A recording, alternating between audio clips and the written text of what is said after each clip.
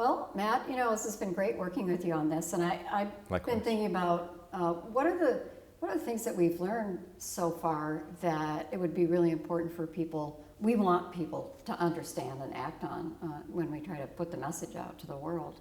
Yeah, so one of the things certainly that's been pretty consistent across our findings so far is just how important purpose is toward a variety of well-being outcomes, independent of a variety of life situations. Mm-hmm. What do you mean? Maybe you should list what some of those are. People might like to know. Sure, that poor health need not be a barrier to exhibiting purposeful behavior and engaging in purposeful pursuits. The idea that people who make not a lot of money and people who make quite a bit of money really don't look all that different in terms of how purposeful they are. Mm-hmm. The demographic differences in purpose are relatively few, especially later in life, as our study shows, but that seems to be the case across a number of studies that we've heard about as well. Yeah, I think the takeaway for me from all that is that, first of all, like you said, in terms of well-being, that means you're grateful for your life, you feel good in life, you feel good about your life, that those are really important things that the individual gets out of being purposeful, but then at the same time, you're contributing something to the world. So even above and beyond what you're getting out of it, which is a lot, you're doing things for other people in the world. And I feel like both of us feel like our biggest takeaway is this is available to anyone. You don't have to be highly educated, you don't have to be well off, you don't even have to be healthy. You have a lot to offer the world, and if you can just figure out what your own special contribution can be and what you really want to pay attention to, you can do a lot with your life, and you can do a lot for other people. And this idea that purpose necessarily involves a contribution to the world beyond the self is important in terms of its benefits to the individual and its benefits to society.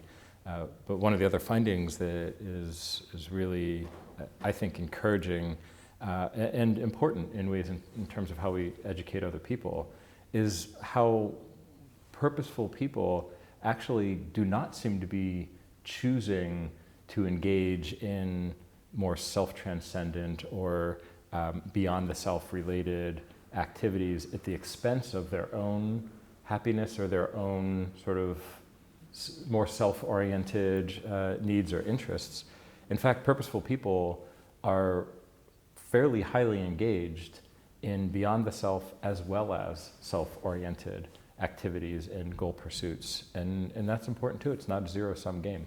Absolutely. That was something that in a way kind of surprised me, because we asked people, what do you want to do at this stage in your life? And we studied people who were age 50 and older, but it could be true at any age.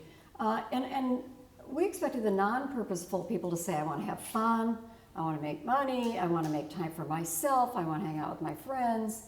And the purposeful people to say, I want to help people, I want to change the world, and so on. And it wasn't true. The non-purposeful people weren't really super enthusiastic or pursuing any of those that much. And the purposeful people were even higher on have fun and have a great time with my friends and just make time for myself than the non-purposeful people, while at the same time the purposeful people also were doing things for the world. And I think one of the reasons why that kind of puzzling finding is that if you look at the cases of the people that we studied, they're having a great time in their purposeful activities. It's not like, oh, now I've got to go do this really hard, burdensome thing, and then afterwards I'll come home and have fun or relax or watch TV or have a glass of wine or something. The actual experience of turning somebody else's life around or making a difference to animals that you love or doing something to preserve the environment, it has positive relationships involved because you're doing it with other people or you're affecting other people. It has just an experience of joy That's what we hear from a lot of the people that are doing it is, I'm just having a great time with this. It's one of the most joyful things I've ever done. And I think people don't think that way about it if they haven't really done it themselves.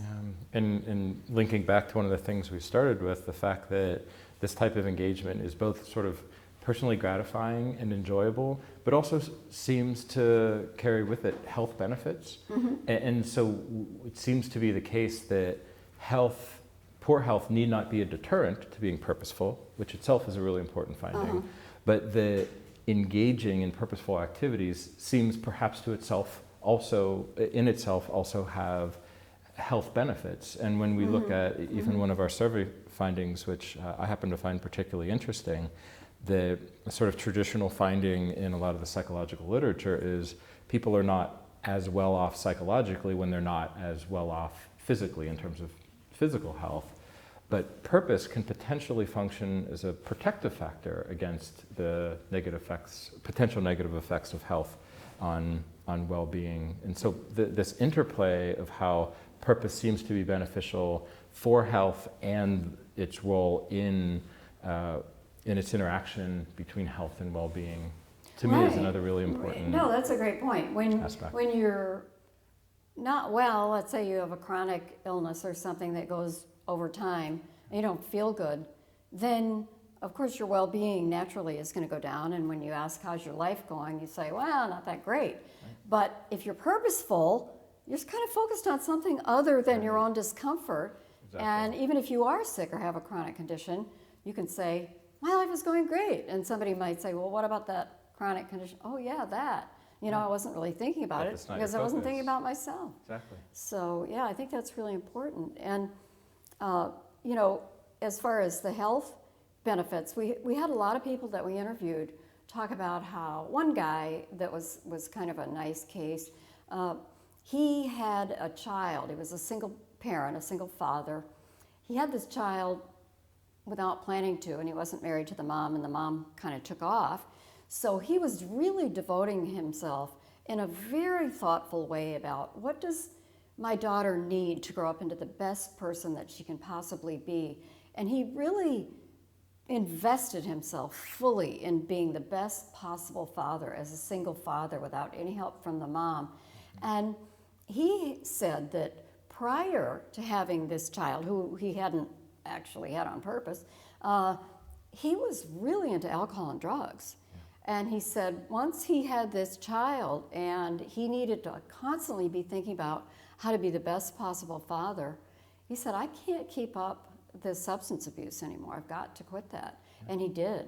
And that's just one example, but there are a lot of people who say, when I found a way to get outside myself and to begin doing something I really believed in, I had a reason to eat better, to exercise more, to take care of myself, which before I knew I should do it, but I couldn't get myself mobilized. Right, and this is another great example of one of the ways in which purpose can be accessible to anyone. It doesn't have to be this grandiose purpose that someone is trying to make some very significant change on a societal level.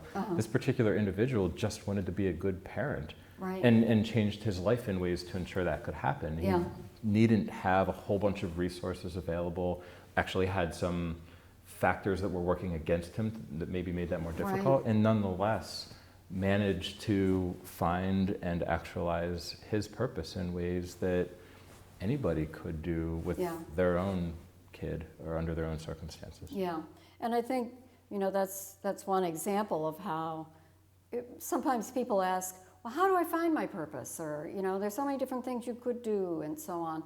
And I think partly I would say stay attuned to what you really care about and try things out. Try to make a difference in something. If you feel like it's exciting, it's going well, great. If you're really not liking it, get involved with something else, but do something.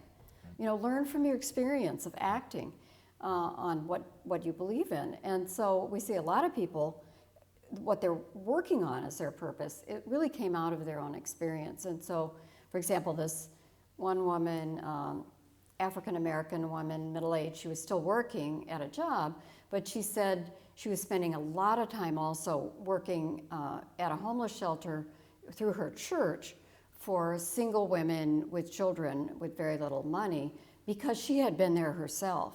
And she had managed to get beyond it and got some education, got a pretty good job, but she absolutely understood what these people were up against. And she had just made all the difference in the world to her to be able to help some people who were going through exactly what she had gone through. And she said she couldn't do it full time yet because she was still working and in a job.